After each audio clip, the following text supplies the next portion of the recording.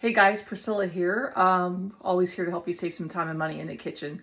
Tonight I'm making a black bean soup since I had opened a can of beans to show off our 5-in-1 opener. I wanted to go ahead and use those up, so I'm going to be doing some black bean soup. This recipe is on my website. You can check it out. I'm cutting the recipe in half though. For me, I don't need to have more than 4 servings in my household because I've got to make other things to show you as well, right? So let's get cooking. It's super easy, super simple. I start with some bell pepper and some onion chunked up. We're going to saute that a little bit in our pan, and then we're going to go ahead and add beans and vegetable broth, and we'll take it from there. So because I'm using the small pan, I am doing this on my back burner, which is a simmer burner, rather than on the front, which is a power burner. You don't want to use too high of a heat for any of our pans.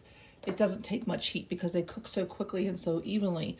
We're going to add some oil to this pan, and we're going to go ahead then and add in our pepper and onion and let that saute for a little bit. Now it calls for some jalapeno too, and I actually forgot to get the jalapeno, so I'm going to have to get that. I didn't really warm it up much. And I'm going to go ahead and add our jalapeno. So I went ahead and added half of a jalapeno. I like to keep them in the freezer whole. I just freeze them wholesale from the garden, and then I have them ready to go. And I did remove the seeds. If you like more heat, you can leave some of those seeds in. Also added a clove of garlic, which I had forgotten.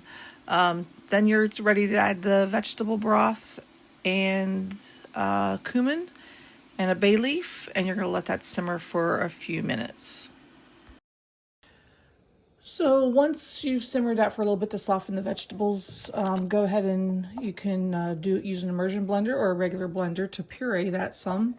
And then I'm going to add the rest of the beans from this one can just to give a little bit more texture to that, to have some actually whole beans in there. I'm going to heat that through, and we're going to serve this up with a little bit of salsa. If you want some avocado with it, that goes well too. Sour cream, whatever you like in bean type soups or chili type soups. And that's all there is to it. Super simple, super easy.